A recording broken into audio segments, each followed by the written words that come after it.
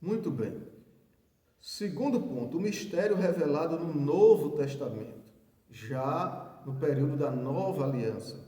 O plano divino oculto quanto à Igreja de Cristo é a ênfase paulina acerca do mistério revelado aos apóstolos e profetas. Primeiro tópico, revelado aos apóstolos e profetas. Este mistério revelado a estes homens de Deus. Ao fazer a abertura do capítulo 3 de Efésios, Paulo destaca a sua condição de prisioneiro. Olha o que é que ele diz no primeiro versículo do capítulo 3. Por esta causa, eu, Paulo, sou o prisioneiro de Jesus Cristo por vós, os gentios. O apóstolo Paulo foi chamado por Cristo para levar a sua palavra aos gentios. Isso não quer dizer que se ele encontrasse um judeu na sua trajetória, ele não iria pregar o evangelho para os judeus. Claro que ele iria pregar, não é? Mas Deus chamou ele para ser o seu instrumento para os gentios, enquanto que aos judeus tinha Pedro, Tiago, João e outros, né? Mas Paulo se coloca aqui como prisioneiro de Jesus Cristo. Ele estava preso. Aí ele diz, Paulo destaca a sua condição de prisioneiro, o processo de sua vocação e como foi este mistério manifestado pela revelação. Capítulo 3, versículo 1 ao 3 de Efésios. O versículo 2 diz, se é que tendes ouvido a dispensação da graça de Deus que para convosco me foi dada.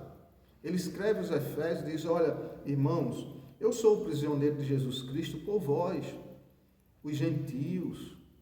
Eu sofro por vocês. Se é que tendes ouvido a dispensação da graça de Deus que para convosco me foi dada. Será que dá para vocês perceberem o quanto Deus tem me revelado pela sua graça, o quanto Deus tem me usado pela sua graça, por vós, pela igreja de Deus, como me foi este mistério manifestado pela revelação, como acima em pouco vos escrevi. Versículo 4 ele diz, pelo que, quando ledes, podeis perceber a minha compreensão do mistério de Cristo. Irmãos, quando vocês forem ler esta carta, vocês vão perceber qual a minha compreensão deste mistério. O que Deus me revelou e eu estou passando para vocês. Muito bem. Em passagens correlatas, Paulo deixa claro que não recebeu seu apostolado de homem algum, conforme Gálatas 1:1. Ele não foi chamado por homem. Ele foi chamado por Cristo. Assim como os demais apóstolos primeiros foram chamados pelo Senhor, Paulo de igual forma. E ele diz, olha,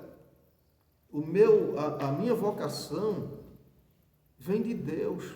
E quando eu fui chamado, eu não consultei carne e sangue. Não. Eu não fui pedir conselho a A ou a B, ao apóstolo tal, ciclano. Eu sei em quem tenho crido. Eu sei quem me chamou. Então, quando o Senhor me chamou, eu já saí a evangelizar. Paulo tinha consciência da sua vocação, que a doutrina que ensinava não aprendeu com nenhum homem, Gálatas 1:11. Olha, eu quero ler com os irmãos esta expressão de Paulo aos Gálatas. Nós estamos aqui na igreja e sempre tem barulhos, os irmãos vão me compreender. Nós não estamos em um estúdio, né, tudo fechado, tudo preparado para este fim. Mas é assim mesmo. O importante é que os irmãos compreendam. Gálatas 1:11. Mas faço-vos saber, irmãos, que o evangelho que por mim foi anunciado não é segundo os homens, não tem conotação humana, porque não o recebi, nem aprendi de homem algum, mas pela revelação de Jesus Cristo. Então, o que eu prego para vocês, o que eu ensino para vocês, eu não fui pedir nenhum conselho humano, me foi revelado a mim, Jesus me revelou. Então, Paulo sabia profundamente o que ele estava dizendo. Paulo sabia profundamente. E que, ao ser enviado aos gentios, não consultou homem algum. Gálatas 1:16. Revelar seu Filho em mim, para que eu pregasse entre os gentios. Não consultei carne nem sangue. Então, ele era consciente. Ele não foi pedir conselho a nenhum dos apóstolos, porque ele recebeu diretamente de Cristo. Embora, claro, que Paulo não andou com Jesus, não foi um dos primeiros apóstolos, né, como os outros, mas Paulo recebeu esta revelação de Deus, do próprio Senhor, se revelou a ele. E foi uma revelação tão poderosa que ele não teve nenhuma dúvida do seu chamado. Significa dizer que a chamada, a doutrina e a comissão lhe foram divinamente confiadas pela revelação de Jesus Cristo, Gálatas 1:12. O apóstolo assegura ainda que o mistério oculto foi revelado pelo Espírito de Deus a ele e aos demais apóstolos e profetas, Atos 11:4 e o versículo 17 ao 27. Deus não faz nada, diz o texto sagrado, sem antes revelar aos seus servos, os profetas. Então, Deus revelou este mistério oculto tanto a Paulo como aos seus apóstolos e profetas. Bendito o nome do Senhor. Ele indica que o mistério divino não poderia ser desvendado por meio do raciocínio intelectual. O raciocínio humano não penetra as coisas de Deus. As coisas de Deus, diz a Bíblia, que se discerne espiritualmente. Então não adianta o homem querer discernir as coisas de Deus na sua naturalidade, na naturalidade humana. Está aqui a Bíblia, a revelação de Deus. Você compreende a palavra de Deus por pura espiritualidade. A Bíblia é um livro divino. E você só compreende a Bíblia se você tiver a inspiração de Deus, a revelação de Deus. E esta revelação vem através do Espírito Santo e a nossa aceitação ao sacrifício de Cristo, nossa comunhão com Ele. O mistério oculto revelado, segundo tópico, em termos gerais, o mistério revelado é a igreja. Deus pegou judeus e gentios, uniu em um só povo, um só corpo, que é a igreja. Ele, Jesus, sendo a cabeça deste povo, a liderança desta igreja. Glória a Deus. Essa revelação começa pela declaração de que o Pai idealizou tudo desde sempre. Capítulo 1, versículo 14, capítulo 3, versículo 11... E prossegue com a execução da obra de Cristo. Capítulo 1, versículo 7, capítulo 2, versículo 15. O Pai pensa, o Filho executa. Jesus executou a nossa salvação no Calvário. E também com a criação de uma nova humanidade. Capítulo 2, versículo 1 a 10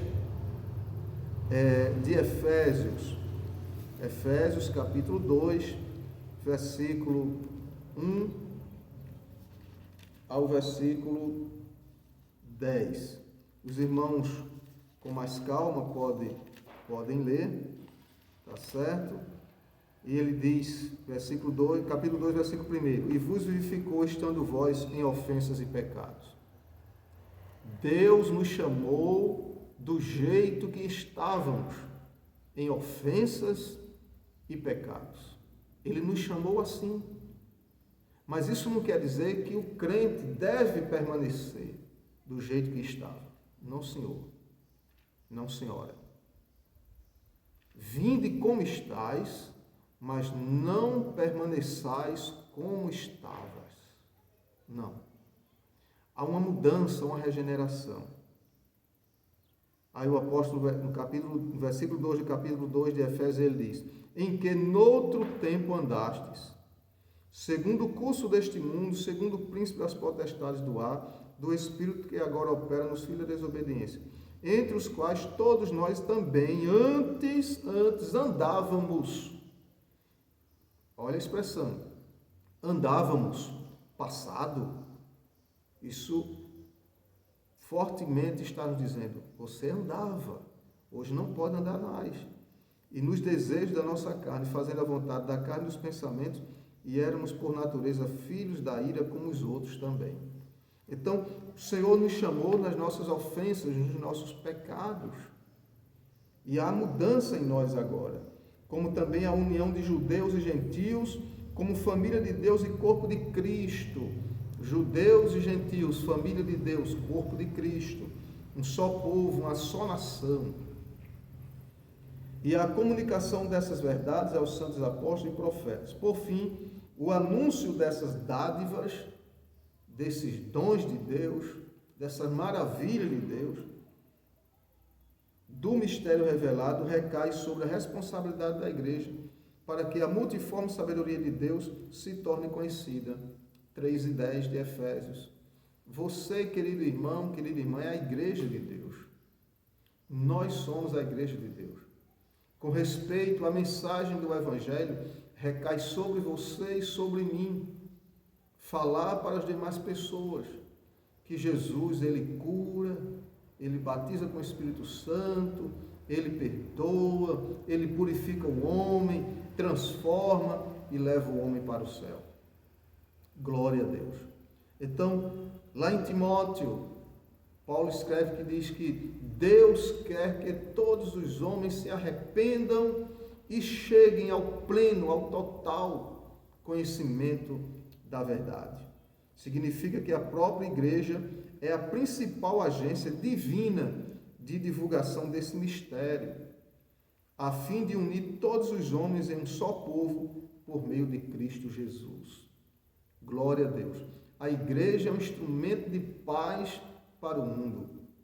A igreja é um instrumento de Deus para dizer para a humanidade: Jesus quer salvar, perdoar, transformar, abençoar o homem e levá-lo ao céu.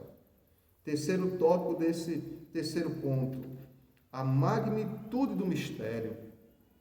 Outrora ninguém tinha ventilado a possibilidade da formação de um só povo, sem distinção de pessoas, etnia ou classe social. Você já pensou?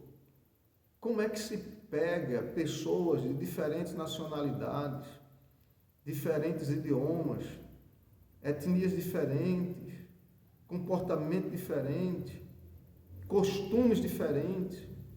Como é que se pega esse povo e faz desses povos, um povo só, com um único objetivo, com uma única alegria, glorificar a Deus e ir para o céu? Costumes diferentes, pecados terríveis, e transforma num povo glorioso, santo, especial, zeloso e de boas obras. Só Deus para fazer.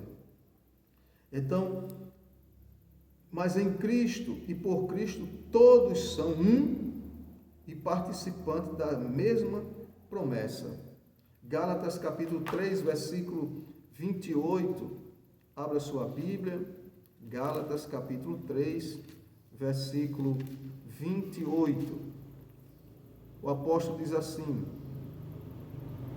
nisto não há judeu nem grego, não há servo nem livre, não há macho nem fêmea, porque todos vós sois um em Cristo Jesus.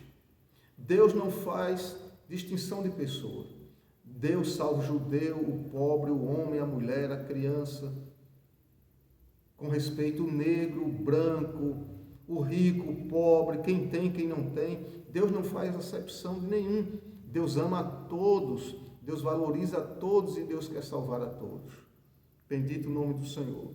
Até mesmo alguns líderes da primitiva igreja demoraram a entender esse mistério, onde todos são aceitos em Cristo. Gálatas 11, 4 a 17, você vai ler, aliás, Atos 11, 4 a 17, você vai ler essa problemática na igreja que os próprios apóstolos, eles não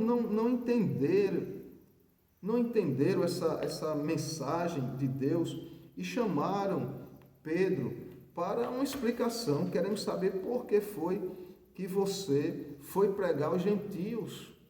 Por quê? A mensagem está conosco, a salvação de Deus é somente para os judeus. Os pais da igreja demoraram a entender isso, mas Pedro explica para eles, a partir do capítulo 11, que Pedro foi ali por um chamado de Deus. E do jeito que Deus deu o Espírito Santo aos judeus, a eles, Deus também deu àqueles gentios, do mesmo jeito, sem diferença nenhuma, coisa que Pedro ficou abismado. E Pedro disse: irmãos, quando eu comecei a falar de Jesus, o Espírito Santo foi derramado sobre aquela gente gentílica, que nós não aceitamos como povo, dizemos que somos pecadores e a gente tem repulsa estar perto deles, mas quando eu comecei a falar de Jesus, o Espírito Santo caiu sobre eles, foi derramado sobre eles, eles falaram em línguas espirituais, do mesmo jeito que o Senhor derramou sobre nós no princípio. Aí a igreja silenciou, os apóstolos se calaram e foram agora escutar a Pedro e glorificar a Deus por saber que o seu Deus é um Deus amoroso e que a salvação não está estendida apenas aos judeus, mas aos gentios também. Muito bem, esse mistério, ora revelado, deve ser propagado aos homens conforme Deus planejara desde o princípio. Glória a Deus. Então, queridos, Deus quer salvar a todos. Eu convido você para ir para o terceiro e último ponto dessa lição. O terceiro ponto e último é o mistério pré-estabelecido por Deus, estabelecido antes que todas as coisas fossem criadas. Vamos ver em o nome de Jesus.